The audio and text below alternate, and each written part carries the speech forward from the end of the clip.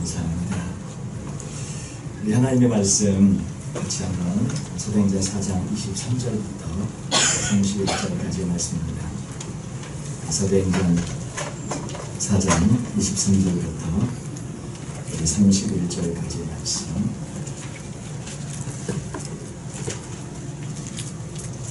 신약성경 193쪽 교환입니다. 사도행전 4장 23절부터 31절까지 우리 한 절씩 돌아가면서 기록하도록 하겠습니다. 사도들이 모임에 그 동료에게 가서 제사장들과 장로들의 말을 다 알리니 그들이 듣고 한 마음으로 하나님께 소리를 높여드리되 내 주여 천지와 바다와 그 가운데 만물을 지으시옵소서. 또 주의 종 우리 조상 다윗의 입을 통하여 성령으로 말씀하시기를 어찌하여 열방이 분노하며 족속들이 화살을 경영하였는고 세상의 장로에게 서며 말들이 함께 모여 주와 그의 그리스도를 대적하다가 하시니소이다. 과연 헤롯과 본디오 빌라도는 이방인과 이스라엘 백성과 합세하여 하나님께서 기름 부으신 거룩한 종 예수를 거슬러 하나님의 원과 뜻대로 이루고 독자하신 것을 알고 성령의 바랍니다. 주여 이제도 그들의 위협함을 굽어보시옵고 또 종들로 하여금 담대히 하나님의 말씀을 전하게 하여 주시오며 소리로 병을 낫게 하시옵고 그러다 주사가 거룩한 종 예수의 이름으로 이루어지게 하소서. 같이 읽겠습니다. 너희들 마음에 모인 곳이 진정하더니 은혜와 성령이 충만하여 담대히 하나님의 말씀을 전하니라. 아멘. 저희가 수요일 저녁부터 우리 김영수 목사님을 모시고 같이 그리스도에서 오늘 5째, 8번째 집회, 오늘 마지막 집회입니다. 시간마다 참 많은 은혜가 또 말씀에 그런 깊은 터치가 우리에게 있었는데요. 우리 목사님과는 제가 89년도에 우리 신학과 중심도 신학과 그때 참 19, 20살 때 같이 이렇게 그 교정에서 그때 같은 클래스에서 수업을 하면서 오늘 한 2019년이니까 30년 넘은 것 같아요. 그죠? 30년 넘었습니다. 우리 목사님과는 그런 친구 있지 않습니까? 5년 만에 만나도 10년 만에 만나도 어저께 만난 것 같은 그런 친구. 예. 그런 참 친구 목사님이시고 제가 많은 것들을 배우는 또 도전받는 그런 귀한 목사님이십니다. 목사님은 총신대 우리 신학교 졸업하시고 총신 신대원 졸업하시고 뉴질랜드에서도 공부하시고 플로에서 이번에 박사 학위를 받으시는데 이번 주간에 받으십니다. 받으시러 미국에 오시는데 그 참에 저희 교회 먼저 들러서 이렇게 귀한 집회를 해주시고 이제 이렇게 참 너무나 감사하고 고맙고 또 우리 목사님께서 사역하셨던 그런 교회들은 한국의 큰 그런 교회들에서 충원교회에서 부목사님으로 오래도록 또 부산 수영교회에서 부목사님으로 오래도록 사역하셨고 많은 영향력을 미치셨어요. 앞으로 한국교회에서 정말 제가 기대하고 주목하는 그런 목사님이시고 한국교회에서도 앞으로 크게 하나님께 쓰실 그런 귀한 목사님이신 줄 압니다. 오늘 8번째 마지막 집회 때 또 말씀에 큰 은혜가 있을 줄로 믿는데요. 오늘 비움과 체험이라는 제목으로 말씀을 전해주실 때 큰 은혜가 있으시길 바랍니다. 우리 큰 박수로 한번.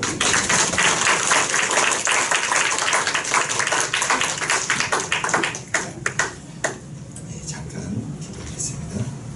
아버지 감사합니다. 주님 사랑합니다. 주님 이 시간도 함께 하시는 주님을 찬양합니다.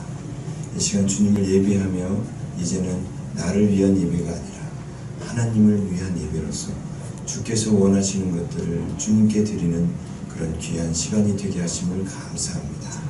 주님, 이제 주께서 저희들에게 말씀하시고자 하는 주의 음성을 듣기 원합니다. 겸손한 마음으로 주님을 사모하는 마음으로 목마른 사슴과 같이 갈급한 마음으로 주의 음성 들으며 주의 진리가 주의 말씀이 저희들의 육신이 되고 저희들의 능력이 되고 하나님의 영광을 이루는 하나님의 선물이 되게 하여 주시옵소서.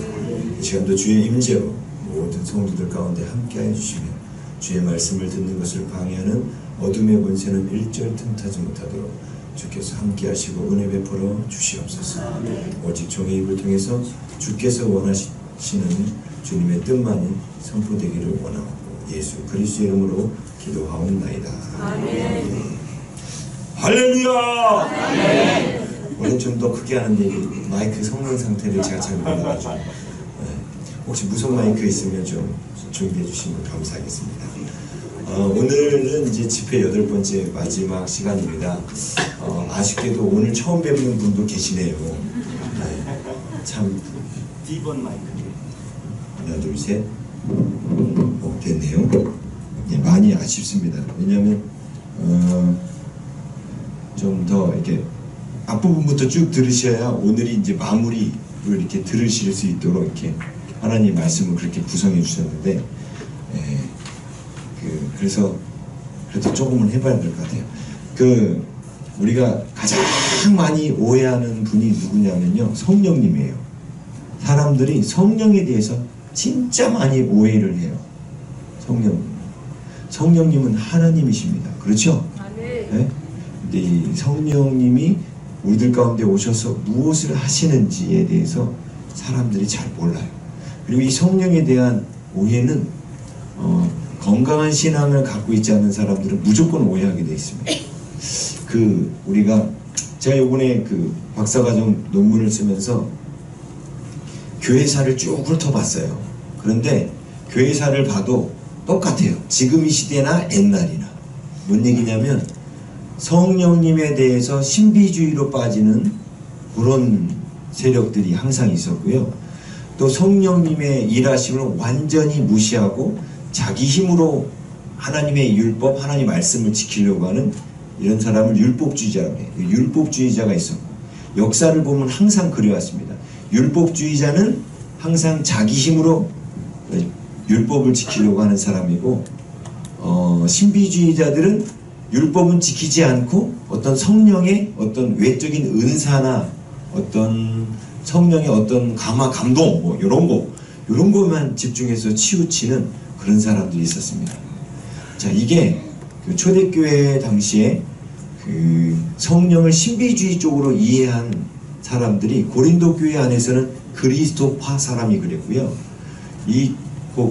초대교회 바울 시대 이후에는 신비주의로 이 성령을 잘못 오해한 사람들의 흐름이 말시온이라는 이단으로 흘러가게 됩니다. 그리고 반면에 성령의 일하심을 무시하는, 그리고 자기 합리주의, 자기의 힘과 자기의 노력으로 말씀대로 살려고 하는 율법주의자들이 있었어요. 네? 근데 이 세력이 항상 양극단으로 흘러갑니다. 이게 종교개혁 당시에도 제세례파가 신비주의 쪽으로 흐르고 있었고요. 천주교가 율법주의로 빠져 있었어요. 항상 역사 가운데 이 양상은 한 번도 안 나타난 적이 없어요. 항상 대립해서 나타납니다. 근데 이게 왜 이런 현상이 일어나냐면요, 이쪽 율법주의로 가는 분들의 특징이 아주 이성적이고 따지기 좋아하고 합리주의자들이에요. 네? 제가 그런 사람이었거든요. 네. 아주 따지기 좋아하고 이성적이고 현실적인 사람들. 그래서 영적인 세계들을 아주 깡그리 무시하는 분들이 이런 분들이에요. 그리고 이 신비주의로 가는 분들은 이 머리보다는 이 가슴이 더 뛰는 분들, 네? 뭔가를 가슴으로 느끼는 걸 좋아하는 분들이에요. 부부가 만나도 꼭 반대로 만나는 거 아시죠? 네? 그렇죠? 아내가 아주 이게 이성적이면 남편이 아주 감성적이고 눈물이 많아요. 또 반면에 남편이 또 아주 이성적이면 아내가 아주 감성적입니다. 그렇죠? 안 그래요?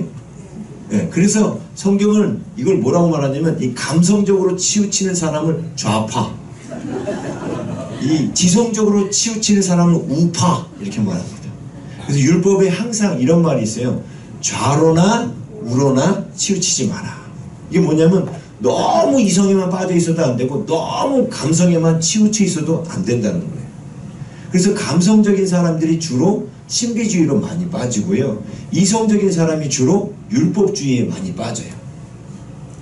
근데 이 두 부류 다 이렇게 치우치다 보면 성령님의 가장 큰 문제는 우리와 현재 함께 하시는 성령님에 대하여 오해한다는 겁니다.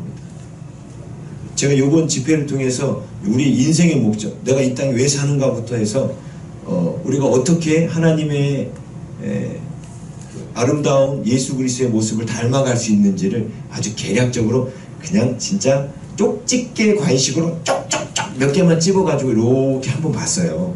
그렇죠? 그런데 우리가 그것을 이제 그래도 또 한 번 또 저는 착해가지고요 리바이벌을 합니다. 네. 자, 우리가 인생의 목적이 뭐라 했죠? 하나님 사랑, 네, 하나님 사랑, 이웃 사랑. 이게 뭐냐면 예수님을 닮는 거라 했어요. 오직 이 땅에서만 우리가 예수님을 닮을 수 있는 기회가 있다고 그랬죠. 우리가 죽고 나면 예수님을 닮을 기회가 주어지지 않아요. 오늘 여러분의 영적 나이가 5살이다. 그러다 꼴까닥 죽었어요? 천국 가면 몇 살? 5살. 중요한 건 영원히. 예? 여러분의 나이가 예수님 거의 닮아가지고 예수님 34살에 승천했으니까 여러분 나이가 영적으로 30살이 됐다 해요. 그런데 꼴까닥 죽었어요? 천국 가면 몇 살? 30살. 그걸로 영원히. 중요한 건 이 땅에서 내가 얼마만큼 예수님을 닮았느냐에 따라서 천국에서의 나의 모습이 결정된다 하고 말씀 나눴죠. 자, 근데 그 예수님을 닮는다는 뜻을 여러분이 여태까지 알았던 많은 성경의 용어들을 이제 제가 조금 정리해 드렸어요. 예수님은 어떤 분이셨냐면 요한복음 1장 14절 말씀이 육신이 되어 1장 14절 말씀이 육신이 되어 우리 가운데 거하시면 우리가 그 영광을 보니. 원래 본문에는 개역성경에는 그냥 영광을 보니라고 되어 있습니다. 그런데 헬라 원문에는 정관사 더가 붙어 있어요. 그 영광을 보니. 그 영광을 봤다고 그래요. 거기서 말하면 그 영광. 예? 그 영광이 언제 성경에 처음 등장하는지 아십니까? 이 영광이 언제 성경에 처음 등장할까요? 정관사 더를 붙였다는 뜻은 그 요한복음을 받는 수신자들이 이미 이 영광에 대해서 알고 있다는 뜻이죠. 예, 네, 그렇잖아요. 그러면 이 영광이 언제 처음 나타난지 아세요? 창세기 아닙니다. 출애굽기. 출애굽기에서 이스라엘 백성들이 시내산에서 언약을 맺을 때 영광이 시내산 꼭대기에 구름 위에 있었어요. 그렇죠? 근데 그 영광이 이스라엘 백성들과 언약을 맺으면서 불기둥, 구름기둥의 모습으로 이스라엘 가운데 함께 하셨습니다. 영광은 곧 무엇이었냐면 하나님의 임재였어요. 곧 하나님 그분이었습니다. 그분을 우린 영광이라고 불러요. 많은 사람이 하나님께 영광 돌려드립니다. 이 뜻이 뭔지 이번 주에 정리를 확실해서 이제 아시죠? 네? 영광 돌려드린다는 게 뭐, 영광을 돌려? 사람들이 영광 돌려드린다는 소리들 뭔지를 몰랐는데 이번 주에 정리 다 끝냈어요. 아쉬운 분들은 꼭 다시 꼭 들으시기를. 자, 그러면서 제가 영광은 바로 하나님의 임재, 곧 하나님을 뜻하는 말이라 했습니다. 그러면서 우리 영광의 두 가지, 영광은 하나님을 뜻하기 때문에 영광의 두 가지 모습이 뭐냐면 하나님의 뭐다? 성품. 하나님의 거룩한 성품을 영광이라고 말하고요. 또 한 가지는 뭐다? 예, 하나님의 어마어마한 그 능력을 영광이라고 한다 했어요. 이거를 우리는 성품을 공유적 속성, 교리에서는 능력을 비공유적 속성. 그런데 저는 비공유적 속성, 이거 마음에 안 들어요. 왠지 아세요? 하나님은 우리에게 이 영광을 주기를 원하셨어요. 그래서 예수님처럼 그 성품이 담기를 원하셨고 뿐만 아니라 예수님이 갖고 계신 능력도 우리에게 주기를 원하셨어요. 그래서 우리를 창조하신 목적을 로마서 8장 29절 하나님이 미리 아신 자들로 또한 그 아들의 형상을 본받게 하려고 미리 정하셨으니 이는 그로 많은 형제들 중에 맏아들이 되게 하려 하심이라. 29절이고요. 30절 또 택하신 그들을 부르시고 부르신 그들을 또한 의롭다 하시고 의롭다 하신 그들 또한 영광이 되게 하셨느니라. 하나님이 우리를 부르신 목적이 뭐라고요? 영광이 되는 것. 다시 말하면 예수님과 같은 성품, 예수님과 같은 능력을 우리에게 주기를 원하셨다는 거예요. 그렇죠? 그래서 우리가 궁극적으로 이 영광 가운데 이르러야 되는 거죠. 그래서 예수님은 요한복음 17장에 내가 하나님께서 내게 주신 영광을 내가 저희들에게도 주었사오니 라고 말해요. 이 영광은 예수님이 영광이시면서 우리가 닮아야 될 분이기 때문에 우리가 그 영광 가운데 이르기를 원하신다 했죠. 네? 자, 이 영광은 곧 예수님이시면서 또 하나님이셔요. 자, 그런데 우리가 처음부터 이 영광에 이르도록 지음받은 것이 아니고요. 타락으로 말미암아, 우리 창세기 강의하면서 그런 말씀드렸어요. 하나님이 천지를 창조하실 때 방법이 뭐였냐면 혼돈과 어떻다?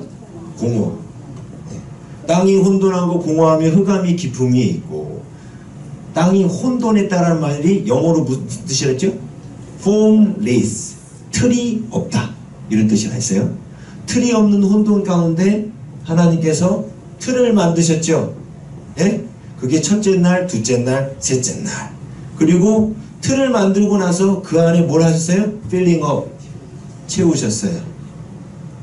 이 채움, 이게 넷째 날, 다섯 번째, 여섯 번째 날이라 했어요. 그렇죠? 그래서 빗자리에 첫째 날 빗자리에, 넷째 날 해달별, 둘째 날 궁창과 궁창 아래의 물의 자리에 물고기와 새를 채우시고, 셋째 날 땅을 만드시고 난 다음에 여섯째 날 그 땅에다가 짐승과 사람을 채우시고, 이러한 틀을 만들고 채우시는 이 역사가 하나님이 우리를 창조하신 과정이라고 했습니다. 그래서 성경에 이게 틀을 만들고 채우는 이걸 통해서 아담이 만들어졌죠. 아담도 창세기 2장에 흙으로 틀을 빚어 만드시고, 그 다음에 하나님께서 그 코에 생기를 불어 넣으셨죠. 그렇죠? 예. 이렇게 된 뒤에 하나님이 영광 가운데 계신 하나님을 만나게 하려고 에덴이라는 안식하는, 이게 펜이 이렇게 써야 나오더라고요. 안식하는 곳에 우리를 두셨죠. 예? 그래서 이 안식하는 에덴에서 하나님과 교제하고 하나님과 대화하면서 그분을 닮게 되기를 원하셨어요. 사실 틀을 만들고 채우시는 이 역사는 하나님과 교제할 자로 준비되기 위한 것 뿐이었지, 진짜 교제는 요 에덴 안에서 이루어졌지요. 그렇죠? 네. 그래서 제가 요 과정이 지금 혼돈과 공허에서 우리가 안식 가운데 들어와서 영광이신 예수님을 비로소 담는 요 과정이 또한 성막의 길이라고 그랬죠. 이게 바로 예수님이시고 내가 곧 길이요 진리요 하신 하나님께로 나아가는 길이라고 그랬어요. 그렇죠? 이번 주에 그거 했어요. 오늘은 못 들으신 분을 위해서 제가 원래 착한 강사거든요. 그래서 조금 요약을 해드렸습니다.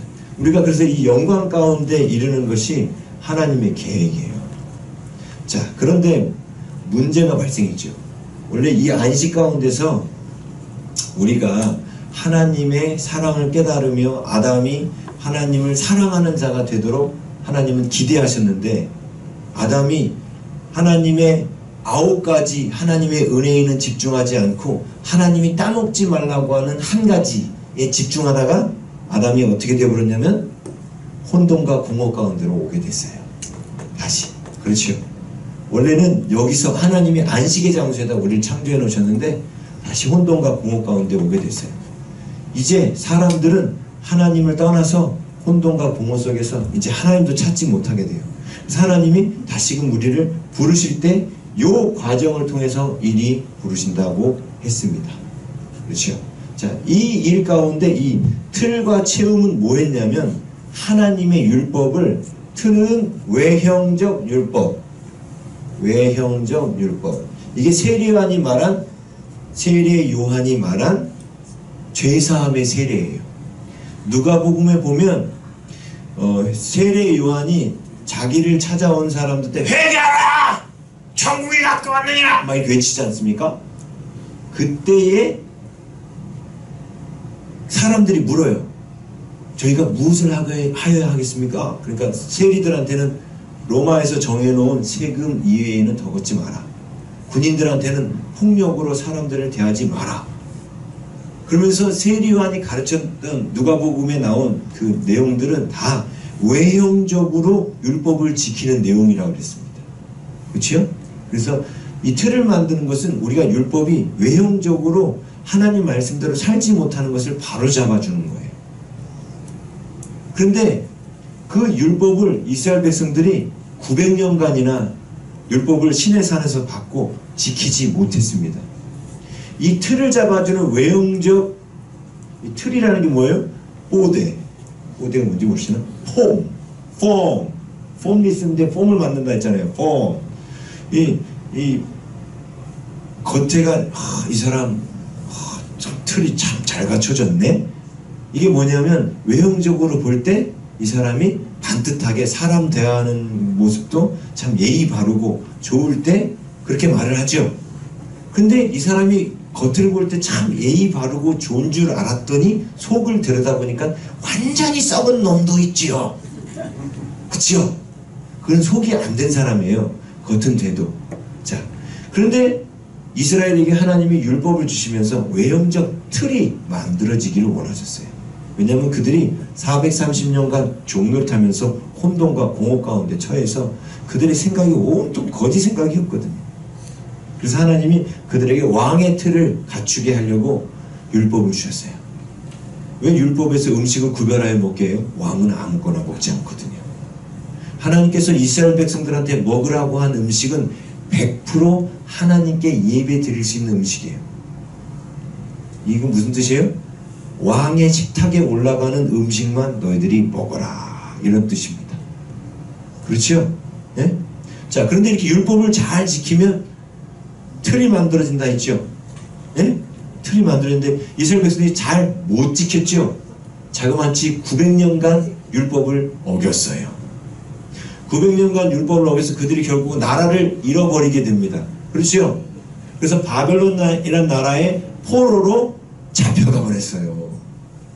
근데 포로로 잡혔다가 다시 돌아왔는데도 백성들이 제대로 정신을 차리지 못했어요. 율법도 안 지켰죠. 그래서 우리가 보면 에스라서나 느헤미야서에 보면 이방 여인하고 결혼하는 사람도 있었고, 그렇죠?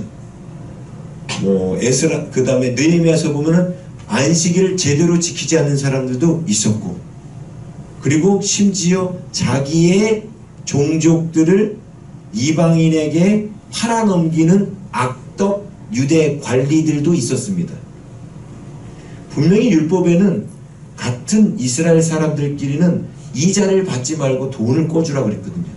근데 이게 도를 넘어서 이자를 받는 것뿐만 아니라 돈을 못 갚았다고 유대인 자녀들을 잡아다가 이방인에게 돈 주고 팔아버렸어요. 그게 느헤미야서에 나오잖아요. 그 율법을 제대로 안 지킨 거죠. 아니, 나라가 망했다가 나라가 하나님의 은혜로 70년 만에 나라가 복구되었는데도 그들이 율법을 제대로 안 지켜요. 성전도 다시 지었어요. 제2성전도. 근데도 그들이 율법을 안 지켜요. 그러자 말라기와 마태복음 그 사이, 신구약 사이의 중간기라고 말합니다. 그 사이에 이스라엘에 큰 위기가 옵니다. 그게 뭐냐면 그 당시에 지중해 연안을 알렉산더 아시죠? 헬라가 제국을 이루어서 지배하게 됩니다. 헬라가 지배할 때 안티오쿠스 에피파네스 4세가 이스라엘 땅을 갖다가 여기에 우상화하기 위해서, 헬라화하기 위해서 유대인들한테 헬라의 사상과 헬라의 신을 믿으라고 강제로 개종을 시키려고 해요. 그때 유대인들이 위기를 느껴요. 이대로 있다가는 망하겠다. 그러면서 왜 우리가 옛날 나라가 망했던가 하고 다시 분석하게 돼요. 왜 이스라엘 백성들이 바벨론 포로로 잡혀가서 망했을까요? 이유가 뭐였어요? 불순종. 율법을 안 지켰기 때문에 망한 거였죠. 뭐 어려워요? 율법을 안 지켜서 망했습니다. 그치요? 율법을 안 지켜서 망했는데 그럼 망하지 않으려면 어떻게 해야 돼요? 율법을 지켜야지요. 그래서 그들이 율법을 열심히 지키자는 하시딤이라는 세력들이 생겨요. 나중에 이 하시딤이라는 세력이 바리세파 운동으로 커지기 시작했다 했죠. 그 바리세파 운동이 뭐냐면 율법을 열심히 지키자. 그래서 원래 모세오경에는 613가지의 율법이 나오는데, 물론 이 613가지 율법은 요약하면 몇 가지? 10가지. 10가지를 확장한 게 613가지예요. 예를 들면 안식일을 기억하여 거룩히 지키라. 이 율법의 확장이 뭐예요? 안식년, 희년, 절기, 하나님과 관련된 날을 지키는 거예요. 네? 그리고 도적질하지 말라가 율법 가운데 확장돼서 어떻게 나와요? 613가지 가운데 저울추를 속이지 마라, 이런 식으로 확장이 된 거예요. 근데 613가지를 압축하면 10가지인 거죠. 그런데 그 율법을 못 지켜서 망했으니까 우리가 율법을 잘 지켜야 돼 하고, 이 613가지의 율법을, 그러니까 613가지 율법은 기록된 율법이기 때문에 이것을 성문율법이라고 그래요. 기록된 율법, 성문율법이라고 그래요. 근데 이 613가지 율법을 더 잘 지키기 위하여, 예를 든다면 안식일을 기억하여 거룩히 지키라를 잘 지키기 위하여 안식일 날에는 반죽하지 마라, 음식하면 안 되니까 불 피우지 마라, 꼬매지 마라. 그래서 39가지 계명을 또 확장시킵니다. 이런 식으로 613가지의 계명을 몇 가지로 확장시키냐면 1만 개로 확장시켜요. 613가지 율법을 잘 지키려고. 착하지요? 착하지 않습니까? 이 율법을 확장시켜서 그렇게 율법을 잘 지키려고 했으니까. 그래서 이 1만 가지 율법, 확장된 이 율법을 구전율법이라고 그래요. 이 구전율법 가운데 여러분이 잘 아는 고르반이라는 게, 고르반. 구전율법이 제대로 되면 좋겠는데 제대로 된 것도 있고 제대로 안 된 것도 있어요. 여러분, 이 1만 가지 율법 가운데 여러분은 궁금해하지 않는 것 중에 궁금해해드리고 싶은 게 있는데, 구약시대에 세례가 나와요, 안 나와요? 침례라는 게.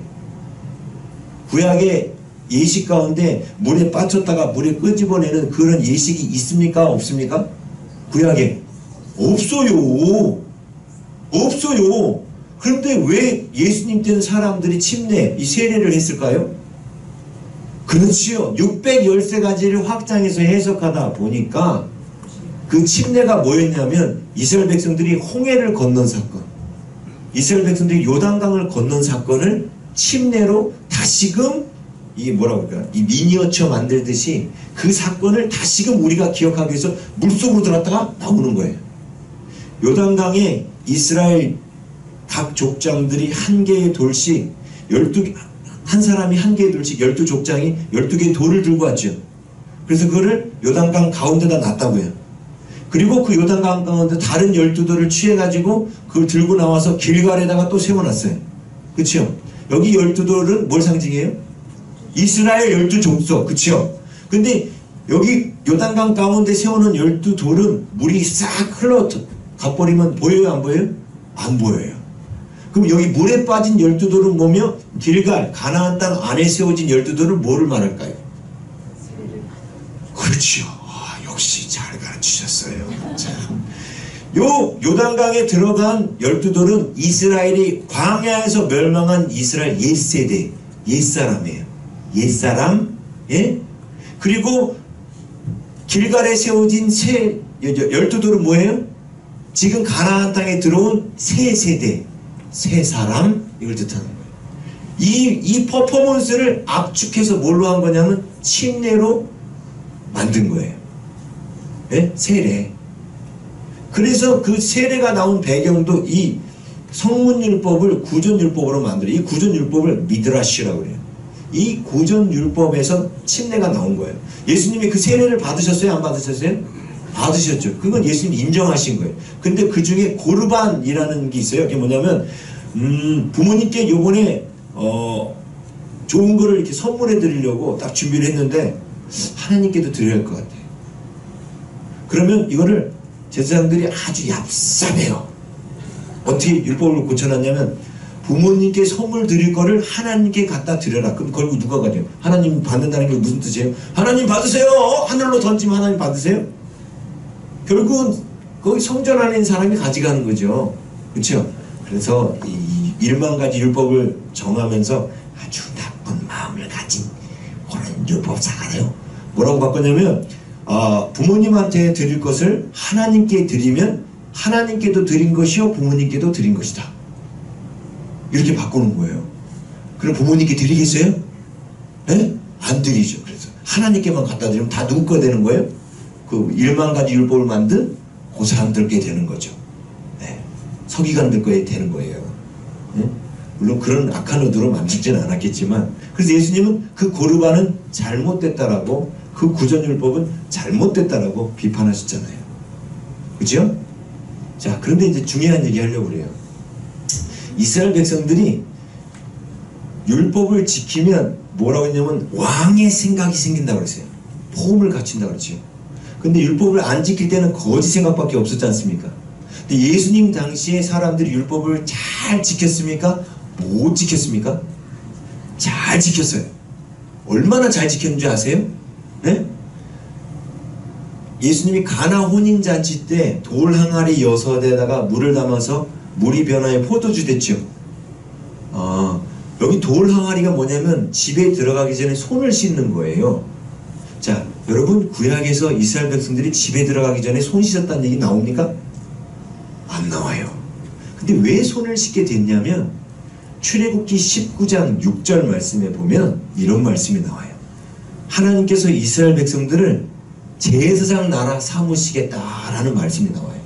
곧 레위인과 제사장만 제사장이 되는 것이 아니라 이스라엘 12지파가 전부 다 제사장처럼 쓰임받을 것을 이미 출애굽기 19장 6절에 하나님이 예언하신 거예요. 그래서 우리를 지금 뭐라고 불러요? 왕 같은 제사장 이렇게 부르잖아요. 근데 유대인들이 그 미드라시를 해석하면서 이 구전율법을 해석하면서 뭘 알았냐면 레위인과 제사장만 성전 안에서 섬기는 것이 아니라 이스라엘 모든 지파가 회복되어 제사장 나라의 사명을 감당할 것이니까, 그럼 이스라엘 모든 지파가 어떤 훈련을 받아야 돼요? 제사장이 하는 훈련을 받아야겠죠. 예, 그래서 이스라엘 백성들 전체가 제사장의 백성이다 라는 것을, 이 아이덴티티를 부여하기 위해서 역사를 새로 정리한 게 여러분이 읽고 있는 역대상, 역대하예요.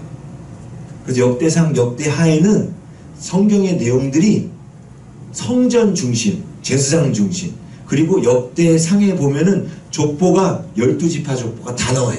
당시에 이미 아수르라는 나라에 의해서 한참 전에 망했음에도 불구하고 다 나와요. 그게.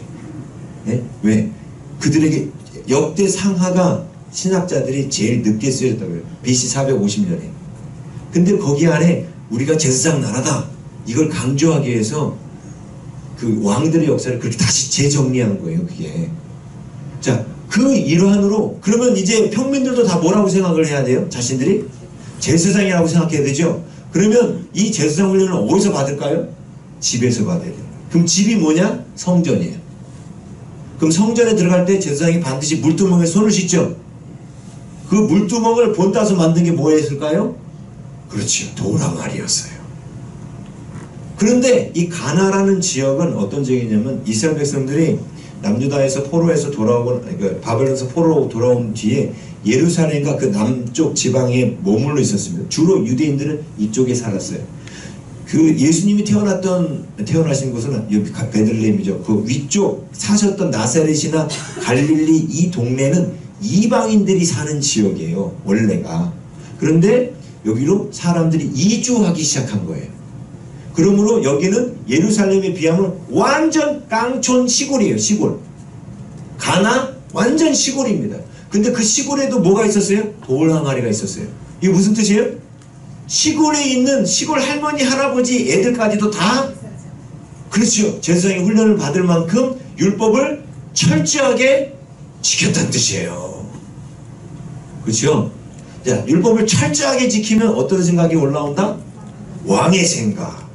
그래서 그들이요, 로마의 식민지 아래에 있는데도 불구하고 로마 사람들은 어떻게 여겨요? 저 부정한 것들의 집에 들어가지 마라. 누가 더 부정해 보여요? 로마 사람들이 지배하고 있는 나라잖아요. 근데도 그들의 이 자존감이 얼마나 높아요. 그쵸? 여러분, 산상수훈에 보면 오른뺨을 치거든 왼뺨을 돌렸다라 이런 말씀 있죠. 이게 산상수훈에 있는데, 이게 죄송합니다. 여태까지 목회자들을 대표하여 죄송한 말씀을 드립니다. 왜냐하면 이 말씀을 너무 성도들에게 잘못 가르쳤어요. 그래서 여러분들은 그러잖아요. 오른뺨 맞으면 왼뺨 돌려야 되죠. 아직 돌려대면 안 되시는 분들도 계셔요. 진짜로. 왜 그런가 보세요. 어떤 사람이 태어나자마자 부모에게 버림받았어요. 몸이 허약하다고. 고아원에서 자라났는데 몸이 허약해서 동생들한테도 맨날 두들겨 맞아. 형들한테도 두들겨 맞고. 이런 아이가 교회를 갔어요. 그때 전도사님 설교를 한 거, 산상수훈을. 오른뺨을 맞거든 왼뺨을 돌려달라. 자, 이 아이가 고아원을 갔습니다. 어차피 얘는 맨날 맞는 애예요.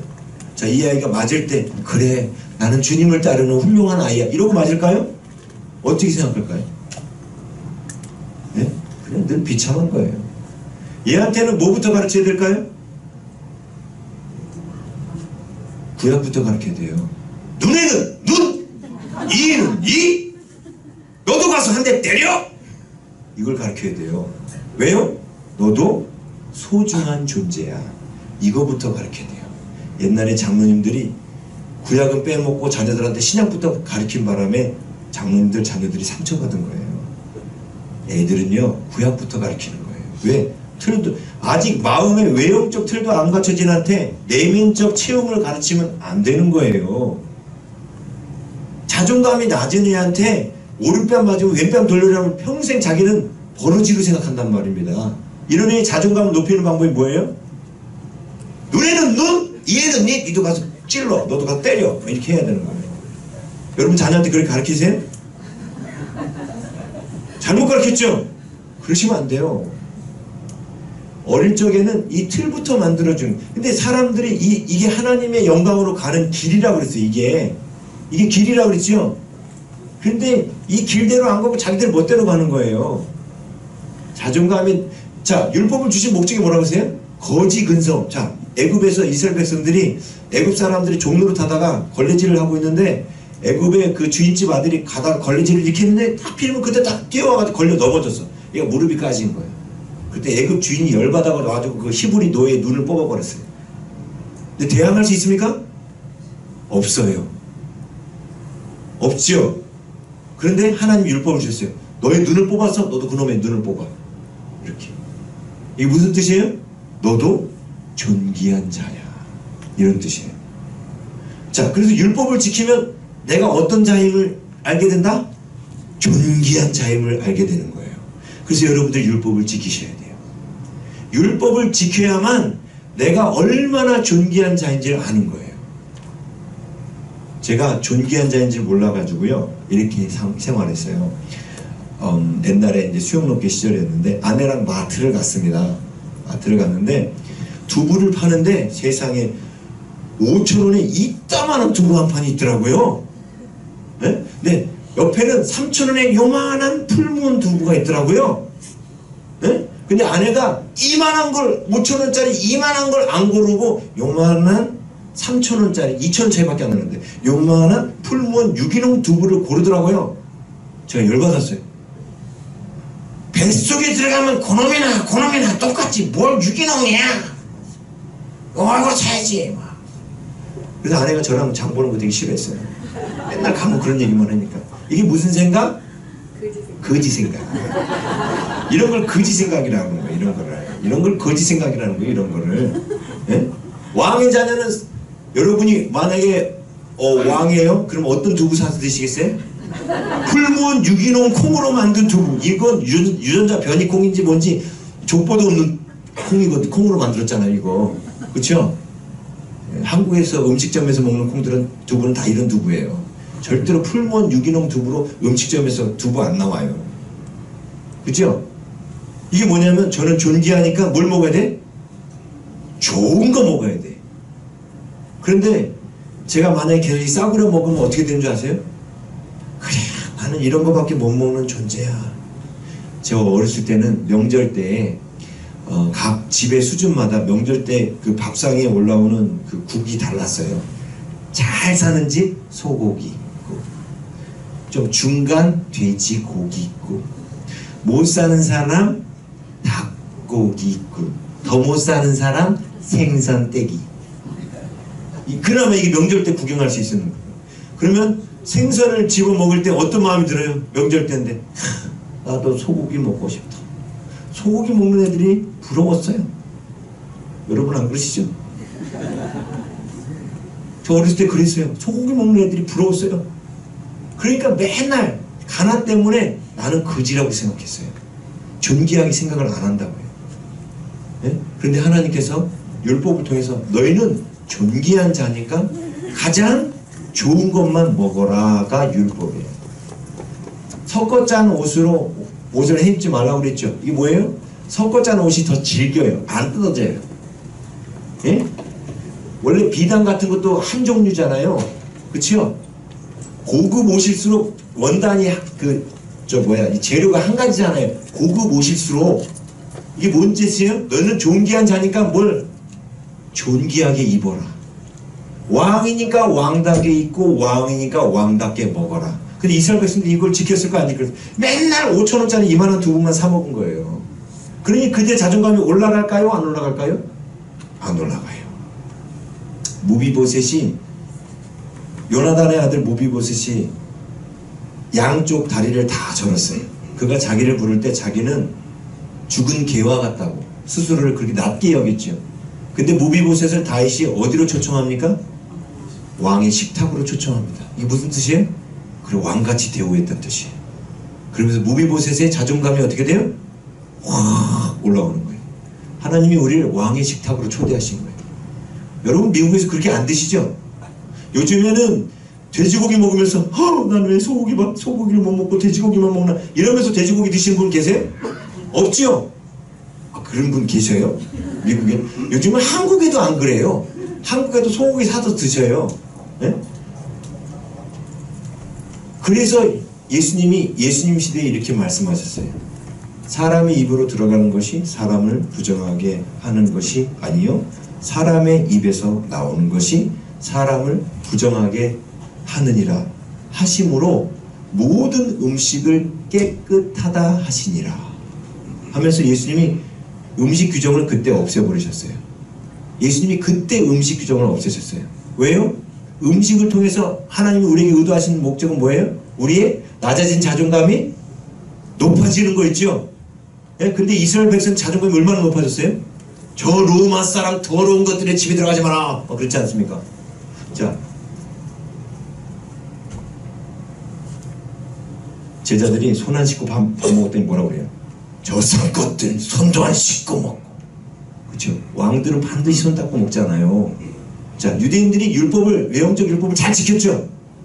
그래서 그들이 정말 자존감이 확 올라갔죠. 자존감이 얼마나 올라갔냐면 예수님을 깔 만큼 올라갔어요. 그렇죠? 예수님을 정죄 판단할 만큼 그들이 자존감이 확 올라갔다고요. 로마 사람들만 깔아먹은 게 아니라 하나님을 깔아먹을 만큼 자존감이 확 올라갔어요. 왕의 아이덴티티가 올라왔죠. 그러면 이게 뭐냐면 틀의 말씀 외형적 율법이 그 역할을 잘 한 겁니다. 그렇죠? 그렇잖아요. 그런데 문제는 그들이 뭐가 문제예요? 속이 문제인 거예요. 속이. 그렇죠? 속이 문제예요. 구제는 열심히 해. 근데 구제는 열심히 하는데 속은 어떤 마음이에요? 내가 구제하는 것 좀 많은 사람이 봐야 하는데 그래서 내가 얼마나 존귀한지 하고 얼마나 착한 사람인지 알아야 하는데 그러면서 구제할 때도 일부러 티내요. 나 구제하고 있어. 기도할 때도. 자 보세요. 외형적으로는 구제도 하고 기도도 하고 금식도 했어요. 근데 내면은 어땠어요? 이 속은? 예? 속은 썩어 있었죠. 그래서 예수님이 이렇게 말씀하셔요. 겉은 회칠한 무덤같이 석회가 하얗잖아. 회칠한 무덤같이 깨끗하지만 속은 뭐다? 썩은 실체가 가득하다. 그게 예수님이 바리새인들한테 한 말이죠. 외형적 틀은 갖춰준 거예요. 근데 속이 제대로 안 갖춰졌죠. 왜 예수님이 하필이면 그때 오셨어요? 에? 아니 다윗 시대에 오실 수도 있고 솔로몬 시대에 오실 수도 있잖아. 왜 그때 오셨어요? 외형적 율법을 이스라엘 백성들이 지켜서 외형적 율법의 효과를 증명해야만 예수님이 오셔서 내면적 율법을 집어넣어서 이 외형적 율법 틀을 만들어야 그 안에 채우지 않습니까? 이스라엘이 행한 율법은 외형적 율법이에요. 그런데 예수님이 그들 안에 넣어놓으시려고 했던 율법은 내면적 율법이에요.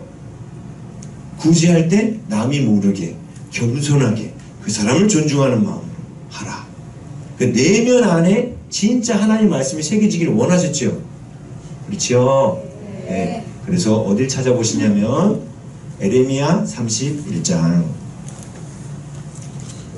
33절 34절. 제가 오늘 성령에 대한 얘기하려고 얘기를 꺼냈는데 이번 주에 안 들으신 분이 있어서 이렇게 정리를 하는데 그래도 들으신 분도 또 정리가 되죠? 네, 그래서 하는 거예요. 자, 31장 33절 함께 읽겠습니다. 1102면입니다. 1102면 31장 33절 에레미야 31장 33절 함께 읽겠습니다. 시작. 그러나 그날 후에 내가 이스라엘 집과 맺을 언약은 이러하니 곧 내가 나의 법을 그들의 속에 두며 그들의 마음에 기록하여 나는 그들의 하나님이 되고 그들은 내 백성이 될 것이라 여호와의 말씀이니라. 아멘. 자, 지금 에레미야를 통해서 하나님이 예언하셨어요. 앞으로는 율법을 내가 어디다 두겠다? 속에다 두겠다. 속에다 두려면 뭐부터 만들어져야 돼요? 겉부터 만들어져야 되는 거예요. 틀부터. 그렇죠? 여기서 말하는 그날이 뭐냐면 틀이 다 만들어진 날이죠. 근데 그 안티오쿠스 에피파네스 4세 덕분에 이스라엘 백성들 가운데 율법을 지키는 운동이 생겨서 감사하게도 뭐가 만들어졌어요? 틀이 만들어진 거예요. 그래서 그때 이제 예수님이 오실 수가 있었던 거예요. 이해되시죠? 왜 예수님이 하필 그때 오셨는지 궁금하셨던 분 안 궁금하셨구나. 그런 분들 계시잖아. 왜 그 많은 시대에 예수님이 그때 오셨을까? 이 외형적 틀이 만들어져야 율법을 지키면 우리의 낮아진 자존감이 회복된다는 것이 증명되어야 되는 거예요. 누굴 통해서? 이스라엘 백성 통해서. 여러분, 교회에 오신 분들 가운데 보면 아이들도 그렇고 자존감이 낮은 사람들이 있습니다. 사람들한테 상처받고 자존감 낮은 분들 있죠? 이런 걸 사람들은 내적 치유니 상처 치유니 이런 걸로 치유를 하려고 그래요. 성경에 하나님이 이스라엘 백성들의 그 낮아진 자존감을 내적 치유, 상담 치유로 치유하셨습니까? 예? 없어요. 그런 거. 어떻게 치유하셨어요? 율법을 지키라고 그랬어요. 율법을 지키라고 그랬어요. 근데 여러분 보세요. 당장 여러분 돈 떨어지면 싼 거 사 먹기 시작하고, 그쵸?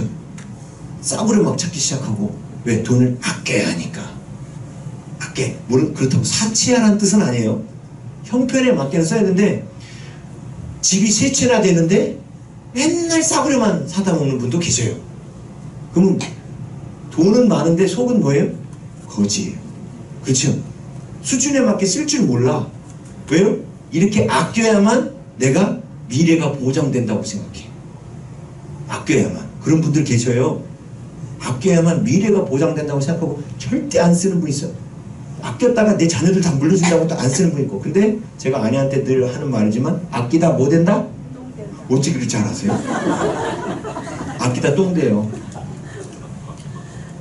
제가 여러분 교회 그 2년 전에 와서 여러분한테 냈던 퀴즈가 있는데 기억나실런가 모르겠다. 저는 기억나거든. 왜냐면 저는 어디 가든지 하기 때문에. 그게 뭐냐면 아담이 에덴 동산을 잃어버린 이유는 1번 에덴 동산 갖고 불장난하다 홀라당 태워버려서, 2번 에덴 동산 갖고 사치 낭비 마구 쓰다가, 3번 에덴 동산 갖고 투자하다가 사기꾼 만나서, 4번 하나님의 말씀에 불순종해서. 몇 번? 4번. 자, 2번 문제 나갑니다. 그러면 에덴 동산을 회복하는 비결은 1번 불장난하다 홀라당 태워버렸으므로 원잡 투잡 쓰리잡 열심히 일을 해가지고 돈을 모아서 에덴을 회복한다. 2번 마구잡이로 쓰다가 낭비하고 쓰다가 잃어버렸으므로 아껴서 에덴을 회복한다. 2번. 3번 사기꾼 만나서 잃어버렸으므로 확실한 펀드 매니저 찾아서 다시금 투자를 시작합니다. 4번 하나님께 복종한다. 몇 번? 객관식 끝났고 이제 주관식 문제 나갑니다. 3번 여러분은 몇 번으로 사십니까? 그럼 다들 이렇게 말해요. 1, 2, 3, 4번 1, 2, 3, 4번 이렇게 말해요. 그렇죠? 성경은 몇 번이라고 말할까요? 4번. 근데 이 1, 2, 3번 가운데 이 막 일을 할 때 애들을 왜 자꾸 우리 한국은 좀 더 심하잖아요.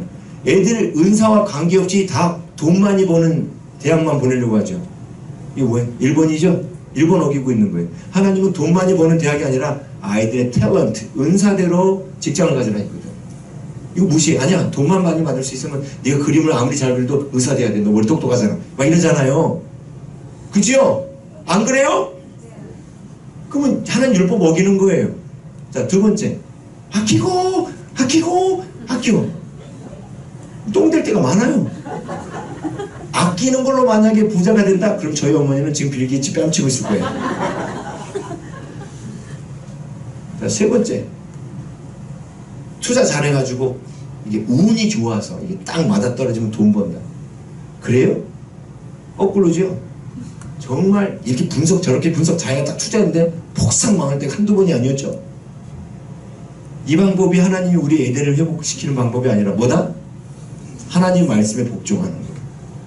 우리의 낮아진 혼돈과 공허의 낮아진 자존감, 우리 내면도요, 먼저 외형적 틀부터 지켜야 되는 거예요. 그래서 제가 이번 주간에 주일 성수가 그 중에 제일 중요하다고 그랬죠. 그 다음에 중요한 게 뭐라고 했어요? 부모 공경! 부모 공경! 요즘에 이거 안 가르쳐요, 요거를. 예? 저희 교회는 다 청년들이에요. 맨날 부모 공경, 권위 공경, 이거 가르치거든. 예? 그래서 부모님들한테 다 효도해요. 이렇게 따로 예배 안 드려요. 여러분 자녀들은 뭐 딴 교회 다닌다며요? 예. 그러면 안 되지요. 자, 이게 틀을 갖추는 건데, 틀을 갖추면 뭐가 생긴다? 내가 존귀한 자임을 아는 거예요. 그래서 이 바리새인들이 자기들을 얼마나 존귀한 자로 여깁니까? 근데 문제가 있었죠. 예수님도 역시 자신을 존귀한 자로 생각하셨지요. 근데 왕의 아이덴티티를 갖고 허리에 수건을 두르고 종의 모습으로 섬기신 거예요. 종의 아이덴티티를 갖고 종의 모습으로 섬기는 거하고는 다릅니다. 만약 여러분이 발 마사지 샵 가서 누군가가 여러분의 발을 마사지 해주면 이제 그냥 받을 수 있죠. 돈 주고 어차피 받는 거니까. 그렇죠? 근데 이게 아니라 트럼프 대통령이 와서 여러분 발바닥을 갖다 만져주면서 발 마사지를 해주면 별로 트럼프 안 좋아하는구나. 누구를 얘기해야 될지 모르겠네. 아, 우리 최일승 목사님이 여러분 발을 마사지 해주면서 막 발 해주면 그래도 별로예요? 목사님 왜 이러시나니까 막 이러지요. 그치요? 그런데 종이 와서 발을 마사지 해주면 그건 당연하게 생각해요. 예수님은 어떤 분이셨어요? 왕으로서 종의 자세로 하신 거예요. 그래서 우리가 누군가한테 구제하고 나눠줄 때도 종처럼 이것 좀 받아주실래요? 하고 구제하는 게 아니에요. 왕의 자존감을 갖고 구제하는 거예요. 그렇죠? 네? 근데 한국교회가 요금 건너뛰고 맨날 요 내면의 죄만 강조한 거야.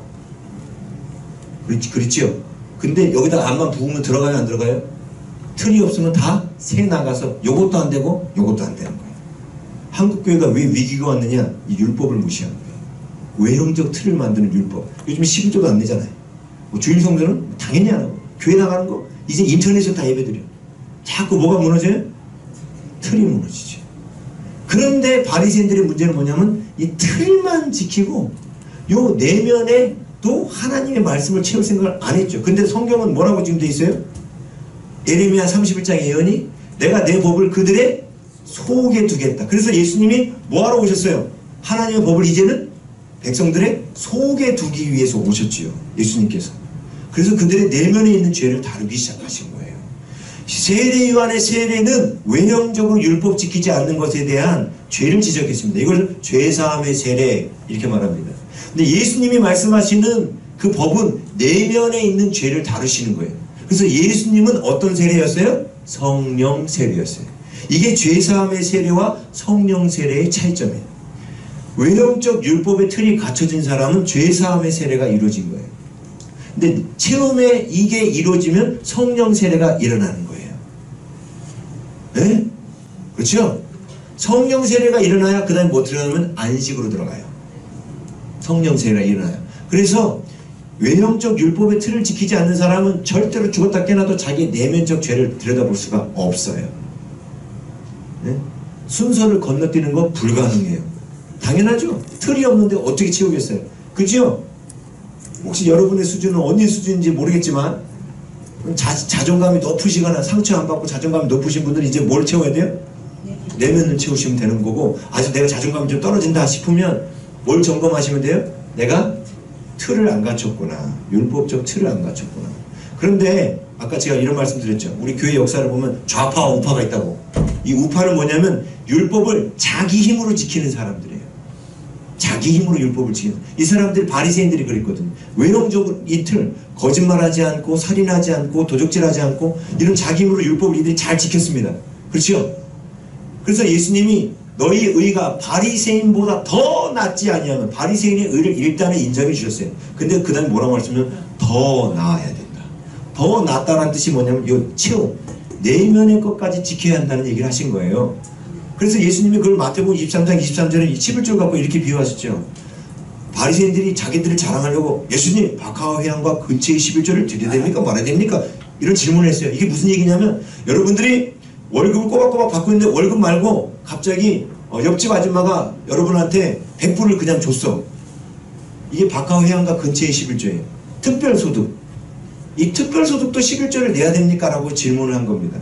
그때 뭐라고 예수님 대답하시죠? 너희들이 하나님께 의와 인과 신은 버렸다. 정의롭게 돈을 벌지 못하고 하나님을 향한 사랑은 없고 하나님께서 채우실 것에 대한 믿음 없이 예물을 드리고 있다. 이렇게 그들의 책망하셔요.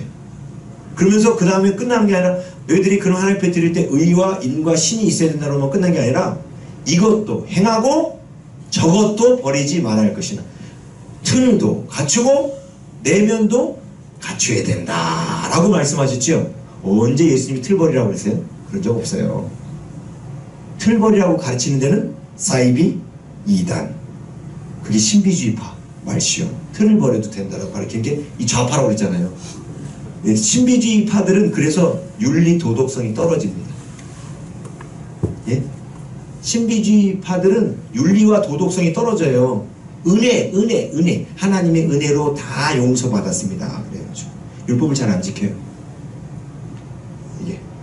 그런데 문제는 외형적으로 율법을 열심히 잘 지켜서 바울은 자기를 뭐라고 표현했냐면 나는 외형적으로 율법 지키는 데 있어서 정말 누가 말해도 흠도 없을 만큼 잘 지킨다 라고 말했어요.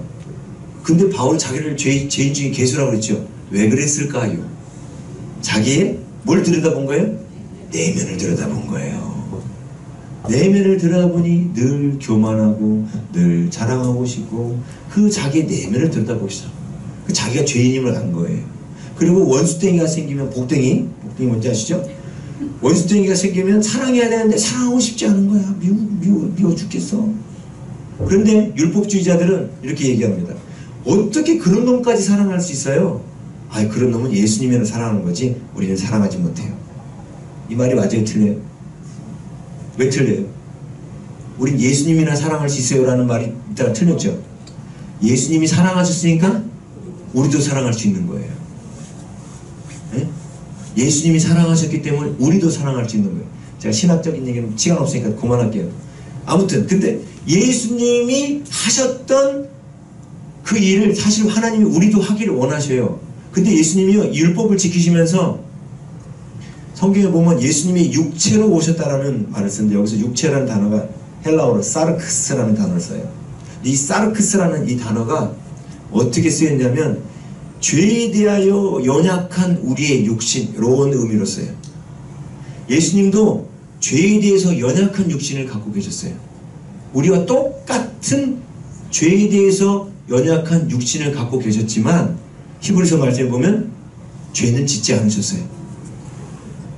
아니 우리와 같이 죄의 유혹을 받으면 죄를 짓는 그런 연약한 육신을 갖고 있는데 어떻게 죄를 안 지을 수 있어요? 예수님이 어떻게 안 지으셨어요 죄를?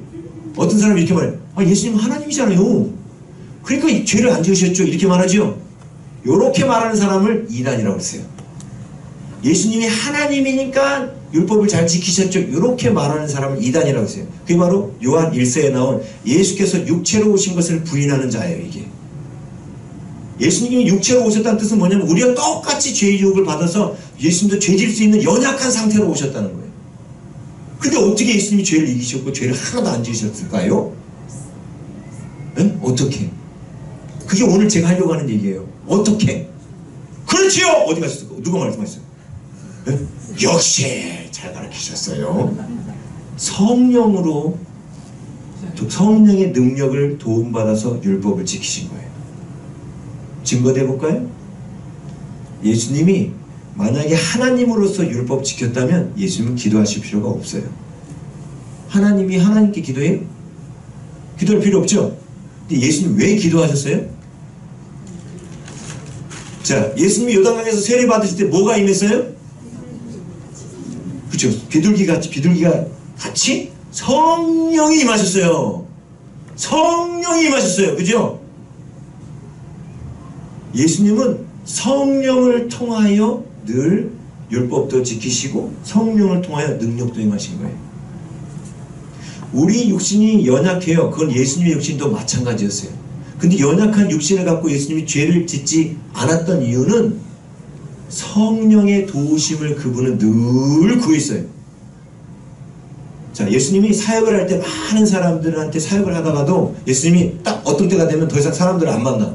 막 치료받으려고 설교 들으려고 온 사람이 있어도 다 뒤로 물르고 어디로 갔었어요? 산으로. 뭐하러 가신 거예요? 산으로. 산딸기 따드시러? 네? 왜 산으로 가셨어요? 기도하러 가셨어요. 왜 기도하러 가셨죠? 성령으로 뭐 해야 되니까? 리필 해야 되니까. 성령으로 리필 해야 되는 거예요. 사역을 하면서 예수님 안에 부어졌던 성령이 사역을 하면서 사람들한테 흘러가 버렸어요. 이렇게. 그런데 이제 리필할 순간이 온 거예요. 네? 목회자들 중에서도 성령에 의지하지 않는 사람은 계속 리필은 안 하고 계속 사역만 해요. 이런 분들은 100% 타락합니다. 리필 한다는 게 뭐예요? 주님 앞에 가서 기도하는 거예요. 기도할 때 우리가 뭘 받아요? 하나님의 말씀대로 행할 성령을 공급받는 거예요. 성령이 오셔야만 우리가 율법을 지킬 수 있어요. 그런데 유대인들이 자기는 지킬 수 있는 것만 지키고 못 지키는 것, 인간으로서 어떻게 그런 것까지 지켜? 이렇게 말하면 이들은 율법을 누구 힘으로 지키는 거예요? 지금 현재 자기 힘으로 지키는 거예요. 근데 만약에 성령의 힘으로 우리가 율법을 지킨다면 우리가 못 지킬 율법이 있을까요? 없을까요? 없어요. 그래서 손양원 목사님처럼 자기 아들을 죽인 원수도 사랑할 수 있는 이유는 뭐예요? 손양원 목사님 힘으로는 못해요, 그거. 근데 어떻게 가능한 거예요, 그게? 그렇죠. 손양원 목사님이 성령을 의지하기 때문에 그게 가능한 거예요. 예수님도 어떻게 죄를 이기셨는가? 성령을 의지하셔서 죄를 이기신 거예요. 단 한 번도 죄를 짓지 않으신 거예요. 그래서 오늘날 우리도 예수님 똑같이 따라하라는 거예요. 예수님이 길이라고 그랬죠. 길. 자, 예수님도 30년간 틀을 만드는 생활을 사셨어요. 그렇죠? 그리고 30년 공생애를 끝나고 성령으로 체험받으셨죠. 그렇죠? 그리고 사역하셨잖아요. 그런데 틀이 안 만들어진 사람은 절대로 성령으로 체험받지 못합니다. 그럼 여러분들 가운데 이런 아리까리함이 생깁니다. 아니 그러면 성령이 우리가 회개할 때 오시는데 그럼 그 성령은 뭐고? 저 성령은 뭔가? 다른 건가? 뭐 이런 분들이 있어요. 이런 분들을 위해서 제가 또 친절하게 또 말씀을 드리겠습니다. 자, 오늘 성령 충만의 정의를 좀 제대로 알고 가셨으면 좋겠어요. 이 성령 충만이 교단마다 정의가 다 틀리다는 거 아십니까? 순복음 다르고 성결교 다르고 합동측 다르고 감리교 다르고 성령 충만의 정의가 교단별로 다 틀려요. 근데 저는 교단에서 말하는 걸로 말하지 않고요. 정확하게 성경에서 말하는 성령 충만의 정의를 성경 갖고 보여드리려고 그래요. 그게 제일 정확하잖아요. 그렇죠? 자, 보세요. 우리가 예수님을 지금 제가 비커를 그려요. 하나 그랬죠?